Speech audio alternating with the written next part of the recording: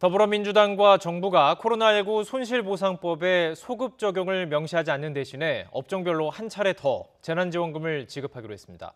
막대한 재원 등 현실적인 문제를 고려한 것으로 보이는데 야당은 무늬만 손실보상법이라면서 반발했습니다. 송재인 기자의 보도입니다.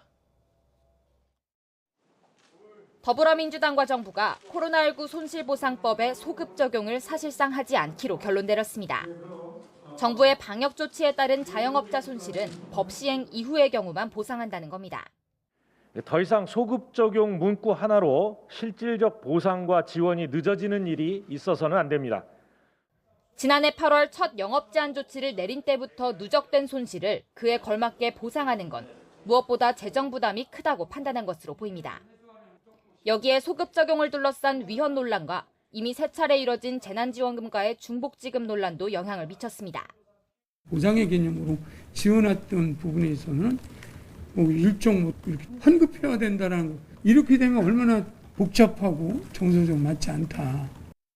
대신 이번 추경에 업종별 재난지원금을 편성해 법 시행 전 생긴 피해를 일부 지원하기로 했습니다. 손실보상보다는 지원 규모가 작지만 오히려 지원 시기는 더 빠를 것으로 보고 있습니다.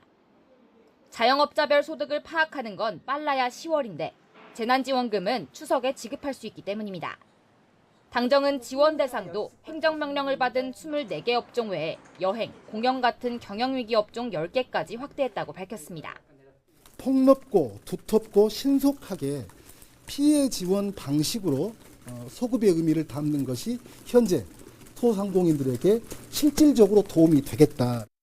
소급 적용을 당론으로 정했던 야당은 무늬만 손실보상법이냐며 일제히 반발했습니다. 자영업자 소상공인들은 정부에 시혜를 요구하는 것이 아닙니다. 행정명령에 대한 영업 손실이 발생했기 때문에 마땅히 헌법 23조에 따른 공적 보상 책임을 다하라는 것입니다. 방역에 협조하다 망한 이분들은 완전한 손실보상법이 시행되지 않으면 보상은 물론 맞춤형 지원은 그림의 떡에 불과하고 민주당은 당정 간 추가 협의를 거쳐 손실보상법을 이번 달 국회에서 처리한다는 방침입니다. 다만 사그라지지 않는 소급 적용 논란이 최대 변수입니다. YTN 송재인입니다.